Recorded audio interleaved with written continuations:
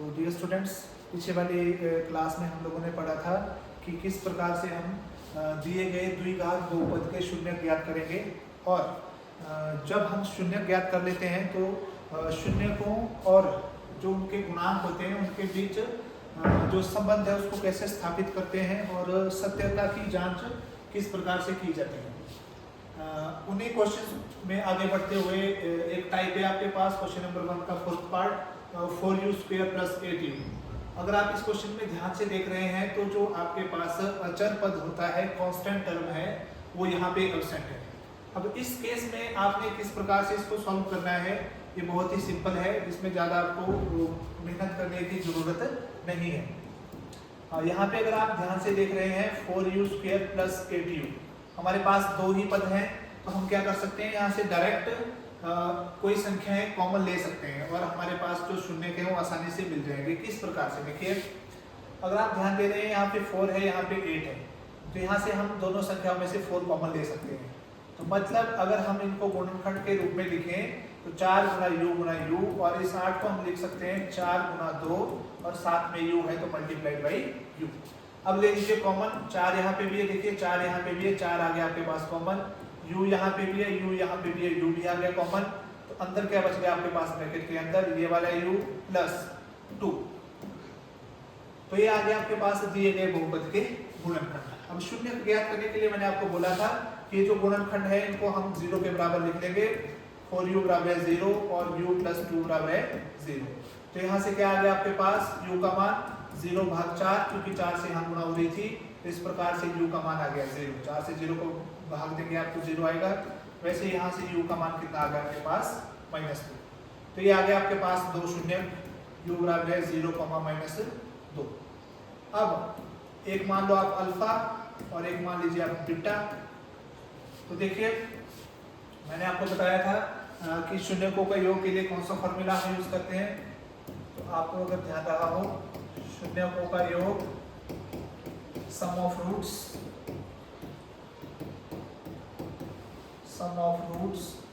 बराबर है -x का गुणांक बटे में x² का गुणांक, जो लास्ट में जाके क्या बनता था आपके पास, b/a। ठीक है, और शून्यकों का गुणनफल था हमारे पास, गुणनफल बराबर है अचर पद बटे में x² का गुणांक, जो कि आता था आपके पास e/a। अगर इस वाले क्वेश्चन में अगर आप ध्यान से देख रहे हैं तो a का मान कितना है, यहीं पे मैं लिख लेता हूं एक बार। a का मान है आपके पास 4, b का मान है आपके पास 8 और c का मान है 0, क्योंकि c हमारे पास यहाँ पे है ही नहीं। तो बारी बारी से करते हैं। सबसे पहले आ जाएगा आपके पास शून्यकों का योग, जो क्या आ जाएगा आपके पास, शून्यकों का योग अल्फा + बीटा। तो अल्फा का मान कितना है आपके पास, 0 और बीटा का कितना है, -2। तो जब आप योग ज्ञात करेंगे तो कितना जाएगा, -2। वैसे ही जब आप गुणनफल ज्ञात करेंगे अल्फा गुना बीटा तो कितना जाएगा आपके पास, 0 गुना -2। तो 0 से किसी भी संख्या को गुणा करते हैं तो 0 ही आता है। ये आ गया समीकरण नंबर 1, ये आ गया आपके पास समीकरण नंबर 2। अब शून्यकों का योग फॉर्मूला लगा के जब आप करेंगे, शून्यकों का योग फॉर्मूला क्या रहता है आपके पास, -b/a। तो देखिए माइनस ये फॉर्मूले वाला है, b का मान हमने वहां पे लिखा हुआ है, b का मान है आपके पास 8 a का मान कितना है आपके पास 4। तो 4 दूनी 8, तो कितना आ गया आपके पास, -2। समीकरण नंबर 3। तो देखिए शून्यकों का योग जब हमने कैलकुलेट करके किया और जो फॉर्मूला लगा के किया दोनों आपस में बराबर हैं। साथ में जब हम गुणनफल ज्ञात करेंगे अल्फा गुना बीटा तो कितना जाएगा आपके पास, c/a। तो ये कितना बन जाएगा, c का मान 0 है, a का मान आपके पास 4 है, तो 4 से आप 0 को भाग करेंगे तो 0 ही आएगा। क्या आएगा, समीकरण नंबर 4। यहाँ पे शून्यकों का गुणनफल भी आपस में क्या है, बराबर। तो बोलने का मतलब है जो क्वेश्चन हमने सॉल्व किया है क्या है, बिल्कुल सही है। अब देखिए नेक्स्ट पार्ट है इसका, एक 5th या 6th पार्ट आई थिंक, कि आपको बोला है t² - 15। तो इसके शून्य का आप लोग ज्ञात करें। तो ये कैसे आपने ज्ञात करना, सबसे पहले तो आप लोगों को एकदम से ध्यान में आना चाहिए, फॉर्मूला हमने पढ़ा हुआ है छोटी क्लासेस में, x² - y², जो किसके बराबर होता है, x plus y into x minus y. ये फॉर्मूला हमने यहाँ पे यूज करना है। अब बात आती है जो 15 है इसको हम स्क्वायर के रूप में कैसे लिखें। तो क्या ये 15 है इसको इस प्रकार से लिखा जा सकता है, वर्गमूल 15 का स्क्वायर, बिल्कुल लिख सकते हैं। क्यों? स्क्वायर से वर्गमूल क्या हो जाता है, कैंसिल। या दूसरे शब्दों में हम बोले वर्गमूल 15 का मतलब है 15 की घात 1/2 और बाहर क्या लगा है आपका स्क्वायर। तो देखिए एक फॉर्मूला हमने पढ़ा है x की घात m पूरे की घात n, जो होता है x की घात m गुणा n। तो 15 की घात 1/2 गुणा 2, m का मान 1/2, n का मान 2, 2 से 2 कैंसिल, तो 15 की घात 1 कितना बन गया आपका 15। तो बोलने का मतलब है जो 15 है इसको हम स्क्वायर रूट के रूप में लिख सकते हैं। किस प्रकार से, स्क्वायर रूट ऑफ 15 का स्क्वायर। अब देखिए बन गया हमारे पास x square minus y square. तो क्या बन जाएगा x प्लस वाई, वाई की जगह आपके पास रूट 15 और x minus y t minus root 15। ठीक है। अब दो शून्य का हमारे दो गुणनखंड हमारे पास निकल गए। शून्य कैसे निकालते हैं, 0 के बराबर पुट करके, तो बराबर है 0। वैसे ही t माइनस रूट 15 भी कितना आ जाएगा आपके पास, बराबर है 0। यहाँ से t का मान क्या आ जाएगा, माइनस रूट 15, यहाँ से t का मान क्या आ जाएगा, प्लस रूट 15। इस तरीके से दो शून्य का हमें ज्ञात हुए, माइनस का रूट 15 और प्लस का रूट 15। ये आ गए दो शून्य, मतलब अल्फा आ गया आपके पास माइनस का रूट 15 और बीटा आ गया प्लस का रूट 15। अब इसके बाद आप क्या करेंगे, वैसे ही शून्यकों का योग, जैसा तरीका मैंने आपको पहले बताया था, शून्यकों का योग अल्फा प्लस बीटा, दोनों शून्यकों को आप जमा करेंगे 0 आएगा। और शून्यकों का गुणनफल जब आप ज्ञात करेंगे तो माइनस का 15 आ जाएगा। वैसे ही आपने फॉर्मूला लगा के दोबारा से इनको सॉल्व कर लेना है और चेक करना है कि क्या शून्य हमने सही निकाले। यहाँ पे अगर हम a की बात करें 1 है, b यहाँ पे एब्सेंट है, c का मान कितना है आपके पास माइनस 15। तो सेम फॉर्मूला लगा के आप इनको हल कर सकते हैं। अभी ये तो था टाइप 1। अब टाइप 2 में हमारे पास हम लोगों को बोला हुआ है कि एक द्विघात बहुपद ज्ञात कीजिए जिसके शून्यकों का योग तथा गुणनफल दी गई संख्याएं हैं। हमें अब उल्टा चलना है। पहले क्या था, हमारे पास द्विघात बहुपद दिया था, हम लोगों ने क्या ज्ञात किया, उसके शून्य और शून्य को और आपके जो गुणांक थे उनके बीच संबंध स्थापित किया। अब हम लोगों ने उससे रिवर्स चलना है कि हमारे पास शून्यकों का योग और शून्यकों का गुणनफल, सम ऑफ रूट्स और प्रोडक्ट ऑफ रूट्स जो है दिया हुआ है। और हम लोगों ने क्या करना है, जो द्विघात बहुपद है, क्वाड्रेटिक जो पॉलिनोमियल है, उसको फाइंड आउट करना है कि कैसे करें। जैसे सबसे पहला क्वेश्चन अगर हम लोग देखें तो 1/4 माइनस 1, क्वेश्चन नंबर 2 का जो सबसे पहला पार्ट है 1/4 माइनस 1। तो दिखती सी बात है कि ये जो 1/4 है ये शून्यकों का योग दिया है आपके पास, तो आप इसको लिख सकते हैं शून्यकों का योग।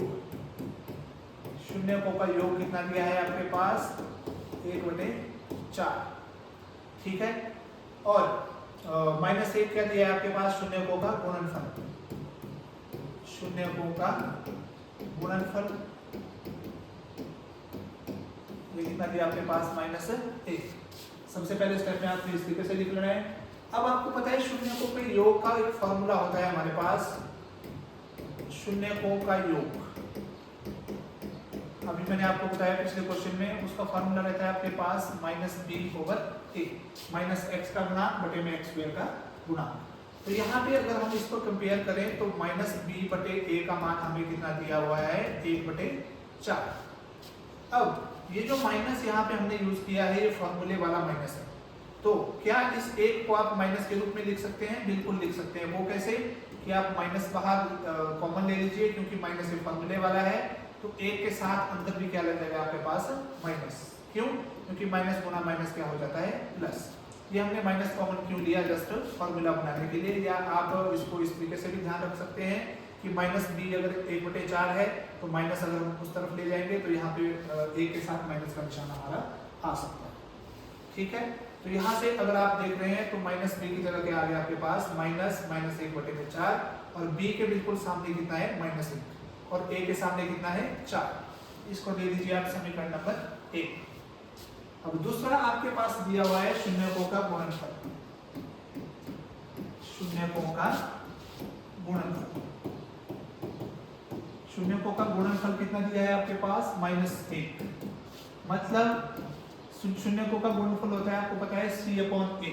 तो C/A का मान कितना है आपके पास यहाँ पे -1। अब देखिए C/A कितना है आपके पास -1, तो क्या इसको हम -1/1 लिख सकते हैं? बिल्कुल लिख सकते हैं। तो ये आ गया आपके पास समीकरण नंबर 2। अब समीकरण 1 और 2 को अगर आप ध्यान से देख रहे हैं, यहाँ पे a के सामने 4 है, यहाँ पे a के सामने 1 है। तो ये जो समीकरण 2 हमारे पास है, यहाँ पे ये जो 1 है इससे हमने 4 बनाना है। तो कैसे बनाएंगे? 4 से मल्टीप्लाई करके। तो हम क्या कर सकते हैं, C/A बराबर है, ऊपर आप लिख लें समीकरण 2 से, फ्रॉम इक्वेशन 2। हमने क्या किया, 1 को 4 से मल्टीप्लाई किया। अगर हमने हर को 4 से गुणा किया है तो अंश को भी कितने से गुणा करना पड़ेगा? आपको 4 से गुणा करना पड़ेगा। तो कितना आ गया आपके पास? 4 × 4, तो कितना आ गया? -4/4, -4/4। यह आ गया समीकरण नंबर 3। अब अगर आप ध्यान दे रहे हैं, यहाँ पे समीकरण 1 में a के सामने 4 है, यहाँ पे भी a के सामने कितना आ गया? 4। मतलब अब हमारा जो द्विघात बहुपद है वो निकल चुका है, a b c का मान हमारे पास आ चुका है। तो हमने इनको कंपेयर कर लेना है समीकरण 1 व 3 से। समीकरण 1 बोलता है b का और a का मान है, यहाँ पे c और a का है। तो समीकरण 1 और 3 से देखिए a का मान यहाँ पे भी 4 है, वहां पे भी 4 है, तो a का मान आ गया आपके पास 4। b का मान देखिए -b, ये माइनस फॉर्मूले वाला है, तो b की जगह कितना है आपके पास? -1। और c का मान कितना है आपके पास? -4। देयरफॉर द्विघात बहुपद, क्वाड्रेटिक पॉलिनोमियल। अब द्विघात बहुपद आप लोगों ने मानक रूप इसका ध्यान में रखा होगा अगर, तो क्या था वो? ax² + bx + c। तो a की जगह कितना आ गया? 4x², b की जगह क्या आ गया? -1, और c की जगह क्या आ गया? -4 आंसर। इस प्रकार से हमने क्या किया कि एक द्विघात बहुपद किस प्रकार से ज्ञात किया जाता है, जब शून्यकों का योग और गुणनफल आपके पास दिया हो तब। अब एक पार्ट इसका और देख लेते हैं, जैसे सेकंड पार्ट √2, 1/3। सेकंड पार्ट में आपको बोला हुआ है √2, 1/3। ये तो इसको मैं थोड़ा शॉर्ट में करवा रहा हूँ। शून्यकों का योग आपके पास दिया है √2, मतलब -b/a का मान कितना है आपके पास? √2, या इसको हम √2/1 भी लिख सकते हैं। ये आ गया आपके पास समीकरण नंबर 1। वैसे ही शून्यकों का गुणनफल मतलब C/A कितना दिया है आपके पास? 1/3। ये आ गया समीकरण नंबर 2। अब आप अगर आप ध्यान से देख रहे हैं समीकरण 1 और 2 में, यहाँ पे a के सामने 3 है, यहाँ पे a के सामने 1 है। तो यहाँ पे समीकरण 1 में आपको दिखती बात है कि 3 बनाना है 1 से। समीकरण 1 से जहाँ पे 1 लिखा है, यहाँ पे आपको 3 चाहिए, तो आपको क्या करना पड़ेगा? 3 से गुणा। अगर आपने हर में 3 से गुणा की तो अंश में भी क्या करना पड़ेगा आपको? 3 से गुणा। तो क्या आ गया आपके पास? b/a बराबर है 3/2/3। अब यहाँ पे दोबारा वही चीज आ गई, माइनस का निशान है फॉर्मूले में, तो यहाँ पे माइनस लगा लीजिए, और 3√2 के साथ भी क्या लग जाएगा आपके पास? माइनस। क्यों? क्योंकि माइनस गुना माइनस क्या रहता है आपका? प्लस। तो यहाँ से b का मान कितना आ गया? -3/2। ये आ गया आपके पास समीकरण नंबर 3। अब समीकरण 2 और 3 को आप कंपेयर कर लीजिए। a की जगह 3 है, c की जगह 1 है, और b की जगह कितना है? -3/2। a का मान 3, b का कितना आ गया? -3/2, और c का मान कितना आ गया आपके पास? 1। देयरफॉर द्विघात बहुपद क्या बन जाएगा आपके पास? 3x² - 3√2x + 1। इस प्रकार से जो बाकी पार्ट्स आपके पास यहाँ पे बचे हुए हैं, ये आप लोग सॉल्व कर सकते हैं। और अगर आपने चेक करना है कि आपका क्वेश्चन सही है या गलत है, तो जो आपकी एनसीईआरटी की बुक है, इसमें लास्ट में उत्तरमाला जरूर दी होती है, वहाँ पे जाके आप लोग चेक कर सकते हैं। So thank you.